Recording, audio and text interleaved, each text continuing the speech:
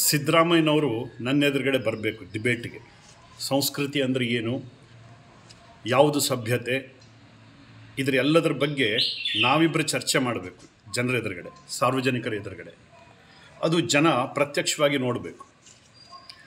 ಎಲ್ಲೋ ಕುತ್ಕೊಂಡು ಅಥವಾ ಎಲ್ಲೋ ಸಭೆಗಳಲ್ಲಿ ಕೊಡೋದಲ್ಲ, ನನ್ನ ಎದುರುಗಡೆ ಬರಬೇಕು ಸಿದ್ದರಾಮಯ್ಯನವರು.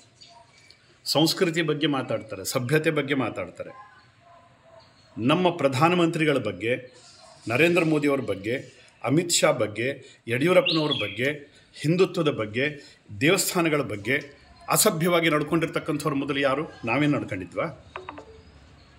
ನಮ್ಮ ಬಗ್ಗೆ ಅಷ್ಟೊಂದು ಕೀಳಾಗಿ ಹೇಳ್ತಕ್ಕಂಥ ಅವಶ್ಯಕತೆ ಏನಿತ್ತು? ಕಾಂಗ್ರೆಸ್ ಲೀಡರ್ಗಳು ನಮ್ಮ ಪ್ರಧಾನಮಂತ್ರಿ ಮೋದಿಯವರ ಬಗ್ಗೆ ಏನೆಲ್ಲ ಕೆಟ್ಟದನ್ನು ಮಾತಾಡಿದ್ದಾರೆ? ಬಹುತೇಕ ಯಾವ ಸಂಸ್ಕೃತಿ ಸಭ್ಯತೆಯ ಎಲ್ಲೆಯನ್ನು ಮೀರಿ ಮಾತಾಡಿದ್ದಾರೆ. ಹೇಳಬೇಕಾ ಯಾರು ಅಂತ? ಯಾರ್ಯಾರು ಏನು ಹೇಳಿದ್ದಾರೆ ಅಂತ ಹೇಳಬೇಕಾ? ಅಜಿತ್ ಸಿಂಗ್ ಹೇಳಿದ್ರು ಪ್ರಧಾನಮಂತ್ರಿ ಅಂದರು ಕುರಿ ಅಂತ ಅಂದರು.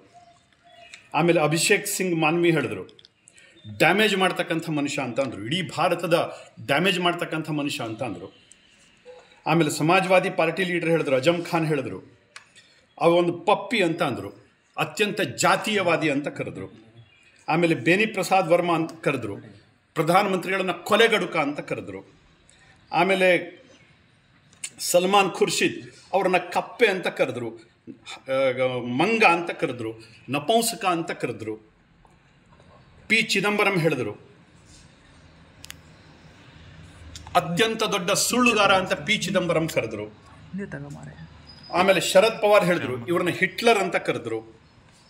ಕಾಂಗ್ರೆಸ್ ಲೀಡರ್ಗಳು ಬಹುತೇಕ ಎಲ್ಲರೂ ಕೂಡ ಮೋದಿಯವರನ್ನ ಹಿಟ್ಲರ್ ಅಂತ ಕರೆದ್ರು. ಇದೆಲ್ಲದಕ್ಕೂ ದಾಖಲೆಗಳಿದೆ.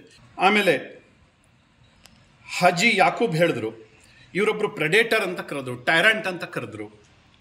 ಆಮೇಲೆ ಕರ್ನಾಟಕ ಚೀಫ್ ಮಿನಿಸ್ಟರ್ ಸಿದ್ದರಾಮಯ್ಯ ಕರೆದ್ರು ಮಾಸ್ ಮರ್ಡರರ್ ಅಂತ ಕರೆದ್ರು. ಇವರಿಗೆ ಏಕವಚನದಲ್ಲಿ, ಎಲ್ಲರೂ ಏಕವಚನದಲ್ಲೇ ಮಾತಾಡಿದ್ದಾರೆ. ಸಿದ್ದರಾಮಯ್ಯನವರಿಗೆ ಮತ್ತು ಕಾಂಗ್ರೆಸ್ ಲೀಡರ್ಸ್ಗಳಿಗೆ ಇಲ್ಲದೇ ಇರತಕ್ಕಂಥ ಸಭ್ಯತೆಯ ಪಾಠ ಇವತ್ತು BJPಗೆ ಯಾಕೆ?